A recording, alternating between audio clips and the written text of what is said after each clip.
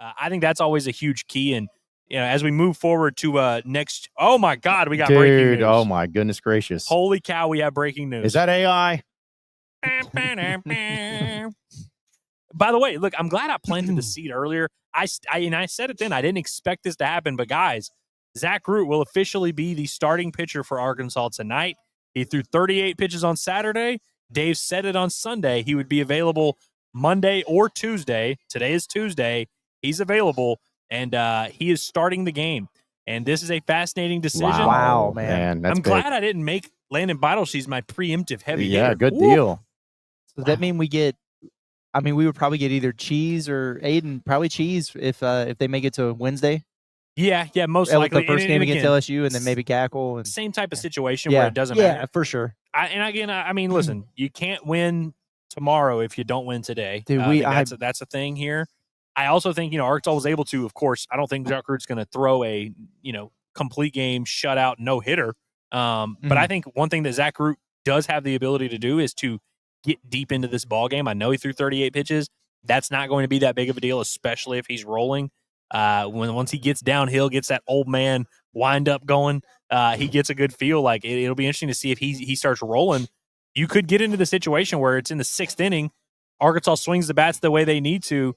Maybe you don't have to use a ton of your top big time arms. You could go into a 2-game stretch with LSU where you have everybody, not everybody, because you'll just use Zach Root and all that, but you'll have a good bit available. I think this is going to be fascinating. We'll see what that means for starters tomorrow and Thursday. But again, you got to win tonight. Arkansas's putting it on the table, going back to their guy. Man, listen, it's just, let's just get it out of the way right now. If it works out and Arkansas wins and Root does well, it's a great decision. But if Root does his struggles out there, then it's going to be the worst decision ever. It's just how it's going to be. But it goes back to the whole thing. I trust Dave, trust Matt Hobbs. Like people were very critical, as we talked about in the LSU game when they took Root out. There were a lot of people that are like, what are you doing? That's stupid. It was a brilliant decision because Gabe Gackle came in and shoved. So to me, I'm great with it. If this is what they think, they know Zach Root better than any of us, and they feel confident. We've seen what he can do. So yeah, roll it out, see what happens, and hopefully he takes care of business. Bounce back opportunity, man. I'm glad that he gets this shot here, and it's going to be very interesting to see. And and here I am again thinking about the weather situation. Yeah. Like, don't have the abbreviated start in game 1, and then what if he's rolling and he's at 2 1/3 or whatever, and then we get a freaking lightning strike. So like it's going to be really interesting to see. I really, really hope we get good Razorback situation tonight. And in fact, I'm gonna predict. I think he's gonna be very good. Good. I think he's gonna be very, very good. He ain't gonna be Gage good, but he's gonna be very good. I think you're gonna get definitely a very motivated version of Zach Root. He's a guy that always fills up the zone. Like the command issues that he showed in that 2nd inning were really very much an outlier, and so this is fascinating. The thing is, and look, I know a lot of people have immediately done the conclusion of, okay, so you're not going to have Zach Root against LSU, which this doesn't guarantee that, but it pretty much solidifies that if he throws 60, 70 pitches tonight, he's probably not throwing Wednesday or Thursday. Although, man, like it's the College World Series, elimination games, all bets are off.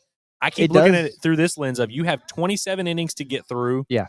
Zach Root might be able to eat 6 of those. And if he does, that's a win. And so, again, you haven't used Parker Coyle. You haven't used Dylan McCarter, Will McIntyre. You haven't really used Fouch. You've got all these guys. You haven't used Jimenez, Beidelshe's. Like, you've got all these guys available. And honestly, I think that going into, even though you're not going in with one of your top 2 starters, although Gackle will most likely be available by Wednesday or Thursday at the latest, you're going to have so much in the bullpen. I think that seems to be a trade-off that Arkansas is willing to make. Would also point out, Cade Anderson threw 100 pitches on Saturday. The earliest he would pitch would be Thursday, and it would be a pretty quick turnaround, pretty short rest for him. So maybe you wouldn't see that version of him. Anthony Ianson threw 55 pitches last night at 7 p.m. He's not going to he's not going to start tomorrow for LSU. I wouldn't imagine. If he does, I think Arkansas should sign up for that and be like, yeah, sure, go ahead and bring him back on short rest. So maybe Anthony Ianson pitches on Thursday, which that's what Dylan DeLucia did for Ole Miss and shut Arkansas down. But it's not like LSU's in a super ideal situation either. So I guess let me ask this question. I think I know the answer, but I want to ask it anyways. Say if they had to postpone the game till tomorrow morning, you still starting Root no matter what? If they have to move the game tomorrow, still Root? Yeah, I mean, dude, if you're throwing him tonight, I guess you would still I mean, probably go ahead and throw him tomorrow. I would right? assume, but I didn't know if maybe it's like, oh, well, that extra night's sleep could maybe change some things. I don't know, but man, how about that, Zach Root? The only bummer about it is, of course, if it wins and it all goes well, but I really wanted to see Root against LSU again. I know, I did too. Just and to see honestly, that. like, listen, if I always play the game of if Dave Van Horn called me and asked me what to do, yes, I would not have recommended this. If I'm being 100% No. honest with you, this would not have been my suggestion. That doesn't mean it's like I'm right and Dave's wrong, or I'm wrong and Dave's right. Like, we'll see how it plays out. But I think a big part of this, if I had to guess, has to be the message you're sending to your team. If Root is fully available and you don't use him and your season ends tonight, that would be one that Dave would probably lose sleep about for the rest of his career. I think you just got to win the game in front of you, and then we'll figure it out tomorrow. Yep. That should be the mentality, honestly. Yep. Short leash as well. Yeah, probably. And it's just gonna be fascinating because there's so many ways this could play out. One, he could just suck, and then, Yeah, and then right. okay, yeah, you got to Be rough. He could also, let's say he throws 4 scoreless innings, and Arkansas just jumps all over UCLA and just obliterates them. Do you make a decision there? Obviously, that's a decision you would be happy to make. Like, if that's what you have to do. I think it's very interesting, man. Now, like, I mean, I was already pumped for the game, but now I'm really excited because of my intrigue. I'm like, all right, so what are we gonna see from Root tonight? Because if he goes in there and shoves, then it's like, all right, let's do this. He's still maybe he throws a no-hitter. Maybe he goes 119 pitches. Probably don't want that, but hey, we saw him here at DJ's dugout. What was that on Sunday with the fam? He was here for a long time. He saw that Arizona team have to go home on the TV. He doesn't want to have that be him. So he's gonna make it happen. So wow. So if you're just joining us, Zach Root. I do think that's fascinating. And look, I think also Root is one of those guys, because we talk about workload and how many pitches a guy's thrown and in rest and all this. Not to say that's not a factor here with Zach Root. It is, but he also is just one of those guys. He doesn't have a super high effort delivery. Like, he's one of those guys that once he gets rolling, it just seems like he could throw 400 pitches and wouldn't be an issue at all. Like against Tennessee, I don't even know what his pitch count finished at, maybe 85, 86. Mm-hmm. He was better in the later innings than he was in the early innings. And so I do think he's a guy that with his skill set, with his mentality, how motivated he's going to be here for this game, I actually could see him being extremely effective through 4, 5, 6 innings. Like, I wouldn't be surprised if he threw a long, like deep into this game, honestly. So 3 pitchers probably used. I'm going to say 3 pitchers tonight get used. How about y'all? I like the 3 pitchers. 3 pitchers? I mean, they do have a lot of lefties over there. So, like, maybe you just go him, Coyle, Gibbler.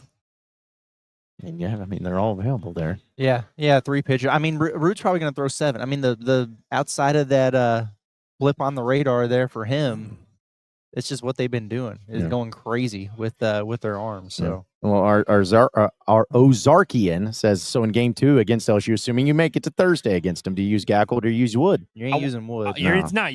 Gage Wood's not pitching unless Arkansas gets to the finals. The earliest he would throw would be like Sunday. I would use Gackle. I would probably start Gackle in that Thursday game, which would be the game 2 against LSU if you're looking at it through this lens, or 3, whatever it is. They give him Sunday, Monday, Tuesday, Wednesday. Yeah, he'd be like 1 day short rest. Yeah, and he'd be fine. He threw 90 pitches, which is a lot of pitches, but it's like a start, right? Yeah. Like the difference between Thursday and Friday at that point, which Friday there's not a game scheduled. Right. I think that's perfectly fine, and the fact that it's elimination. I mean, hell, you already have the kid on Monday night being like, "Oh, I'm coming back tomorrow." Yeah, which he's full of crap. But like, the fact that he's like already itching to get out there tells you that he feels okay. You know what I mean?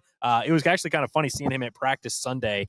He was just like sitting on a bucket of balls the whole time. Like they would not let him even run, pick up a ball, or do anything. Like they were like, "You just sit right there and you shut up." Yep, exactly right. We'll get to some of your chats and some of your reactions to the news of Zach Root being the starter for tonight for the Razorbacks. But I want to remind everybody that here on Inside Arkansas, as well as Bombastic, we're presented by our friends over at Hickey and Hole Law.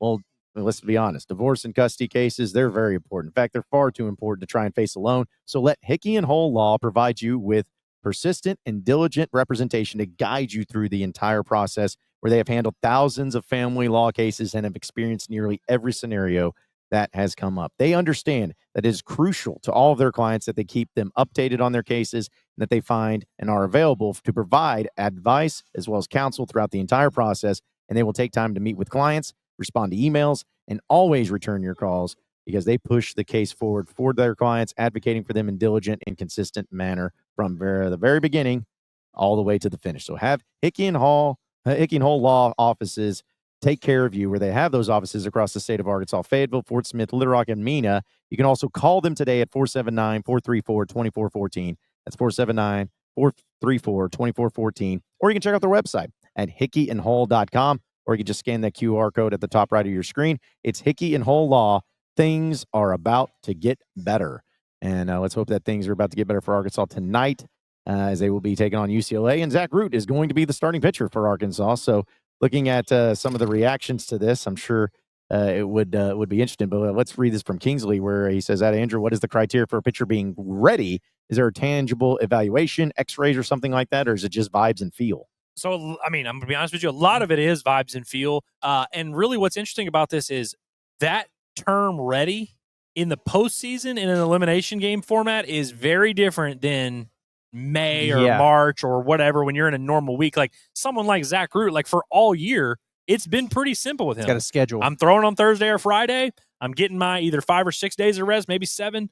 And then you're throwing once a week. Throwing you're a pin, in between. And another thing is these guys throw just about every day. Like obviously maybe the day after if you throw 90 pitches or whatever, you're maybe not throwing that day after, but these guys are warming up. And so while they're warming up or doing their long tossing or they're stretching or whatever, they can feel, they kind of know. There's also something to be said about just physical exhaustion. Like we talk a lot about the arms for good reason. But also it's like there's a lot that puts on you.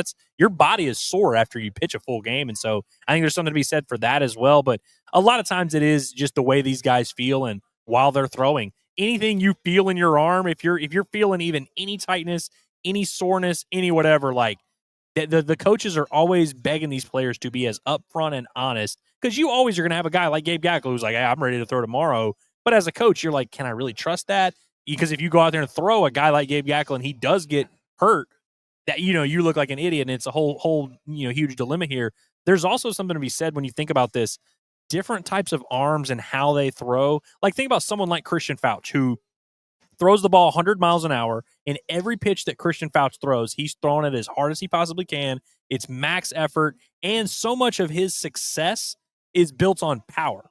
So that type of guy, is he going to be the same the next day? Is he going to be, quick turnaround type of guy? Could he throw, that you use him very differently, and him being ready is a little bit different than a guy like Root, who does have a ton of power, can throw it up to 98, 99. But a lot of what makes Zach Root special is feel, command, his ability to locate, his ability to throw the changeup, the slider, and, all these different things. And so it's like what his version of ready is completely different than maybe what Gabe Gackles is and what Gage Woods is and Christian Fouch and all these different guys. And so it's kind of unique to each player. But to answer your question, there's not really an evaluation you do. You just have to kind of have those conversations with the players, maybe see their bullpens, see their warm-ups, see how they're feeling. But this time of year, those waters get muddied real quick in terms of, can you help us? Okay, go out there.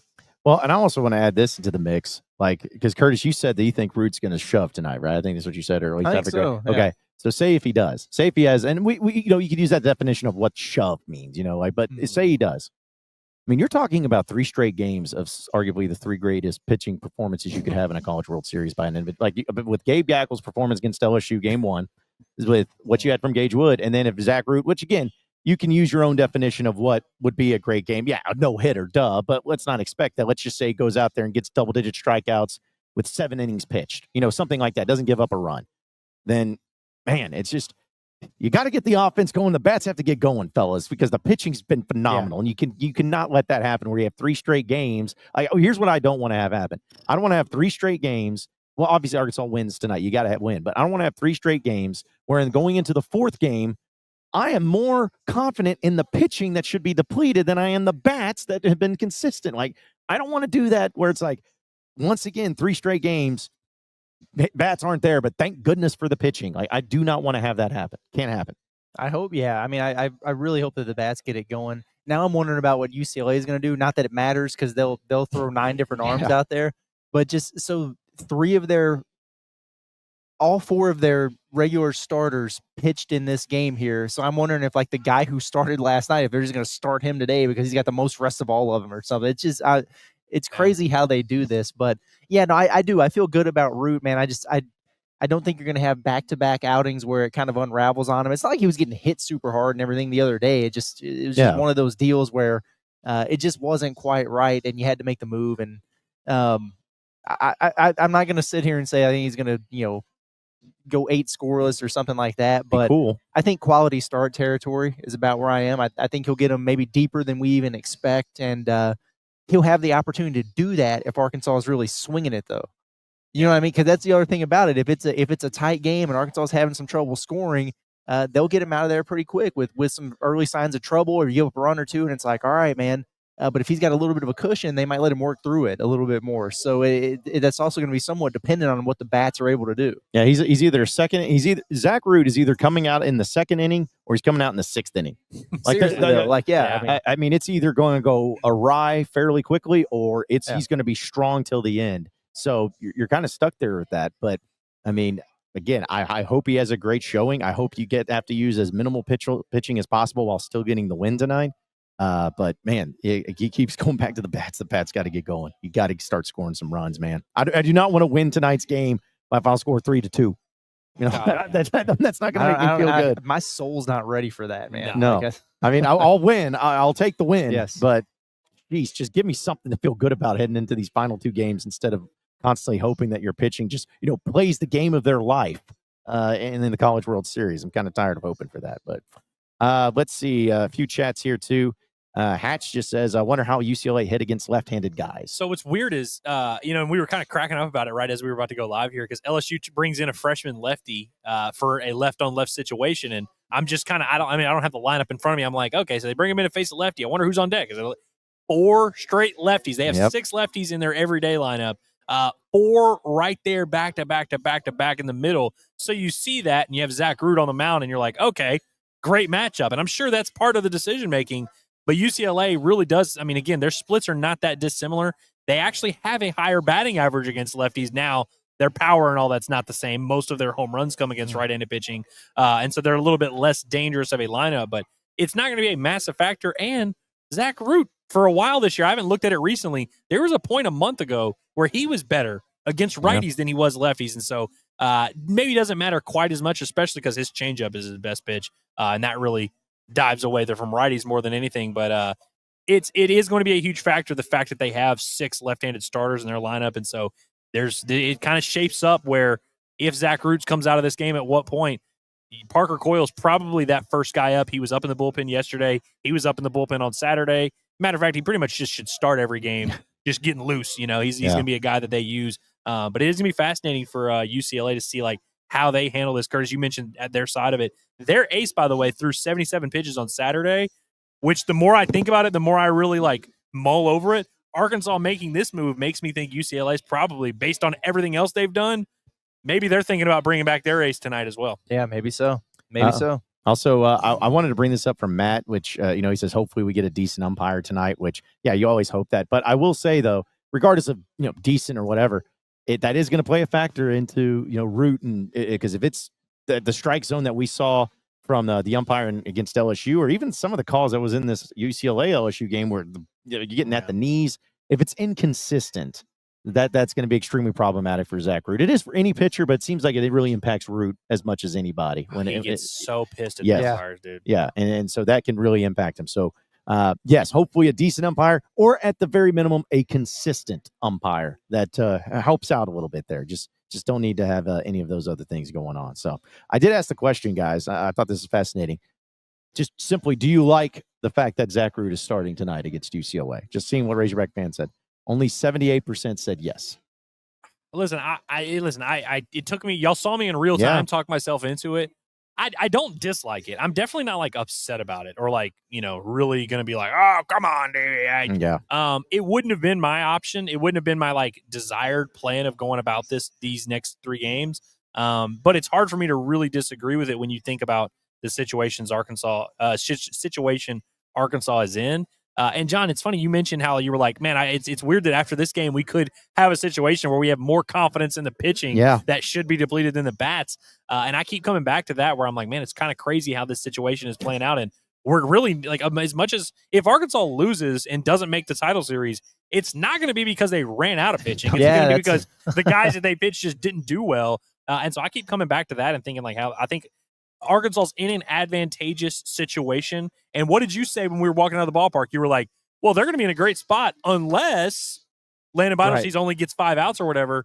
I think that's probably something that Dave's thinking about is like the only way we ruin our good pitching situation is if we have a starter suck and we have to piece together a game with 7 arms. I don't want that to be this game. I'd rather do that Wednesday and Thursday against LSU. Probably. It's probably what he's thinking. Yeah. Let me ask you this question too, Andrew, real quick, because you followed the team all year long a lot closely. But like, how many times has Dave or Hobbs or whoever made a bad decision with their pitching choice? Like as far as when to put somebody in or who starts, because you're never going to get perfect. But I just can't remember many times where I was like, man, Dave, getting him out then was bad, or bringing this guy in was stupid. Like I just don't really see a whole lot of times when that's happened. Well, listen, there's certainly times in every season where a coach goes to a guy for a job and he doesn't get the job done. Yeah. But here's the thing: you use that term bad. You know, there's a lot of times where David, and he said this, that he puts guys in positions, especially early in the season, to see how they handle it. For example, I remember in Arlington, Arkansas was in that game 1 against, I believe it was Kansas State, and it was a 1-1 game.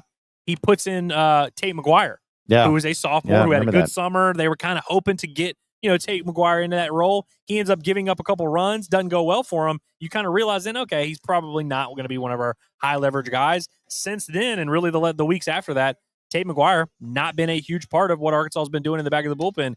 Those are lessons you learn early in the season, and so you can look back. There's probably a ton that we can look back in February, March, and even early April, and we're like, oh, what the hell? How did that happen? One that I honestly think about is the LSU game where Brute goes 6 innings, Arkansas's up 4-2. They go to Aiden Jimenez and he stinks it up. First time he had stunk all year. It's like, again, does that make that decision a bad decision just because it didn't work out? I don't know. But again, I think you just learn and kind of evaluate. And Dave always says at the end of the year, the guys kind of tell you what to do. Mm-hmm. You know, whether it's, does this guy deserve to be playing every day? Should I use this pitcher in that role? By this time of year, you have a pretty good, firm understanding of what these guys are capable of. And so it's hard for me to look back and say, yeah, there was a ton of bad decisions, because I think Arkansas right now has a very good understanding of all of their arms, what their skill sets are, what situations they can use them in. And so, other than, I guess, get Gackle starting and, we could look back and say, oh, that was a bad decision. But you see the way he threw, clearly it's not a bad decision. Yeah, I was actually going to bring up the Gabe Gackle thing because I'm sure people will be like, well, stupid decision to start Gabe Gackle as your ace this year. It's like, well, was it really that bad of a decision, or was it just like, hey, some guys are better in certain roles, and you got to. You don't know until you try it. You don't know until you roll them out there and see how it goes. How many pitchers have started 3 games in a college World Series, a single college World Series? Because Root would be on track to do it if they got through to a final.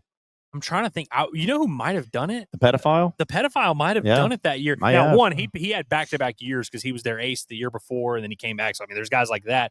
But he threw game 1 against Mississippi State, lost.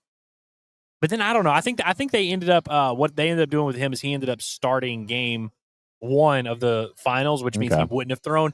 Who might have done it is that Kevin Abel kid who started game 3 for Oregon State, closed out game 2. He also pitched that elimination game that led him there. He might have been the one to do it, but I don't. There has to be someone who's done it, especially back in the 70s when. That's true. Teams were like, "F it, bro, I'm starting back out again." It was like softball back then. Well, it's like with Oregon State because I think they played the maximum amount of games you can in the College World Series. So you would think somebody had to go out there 3 times. Somebody did at some point, but no, that's a good question.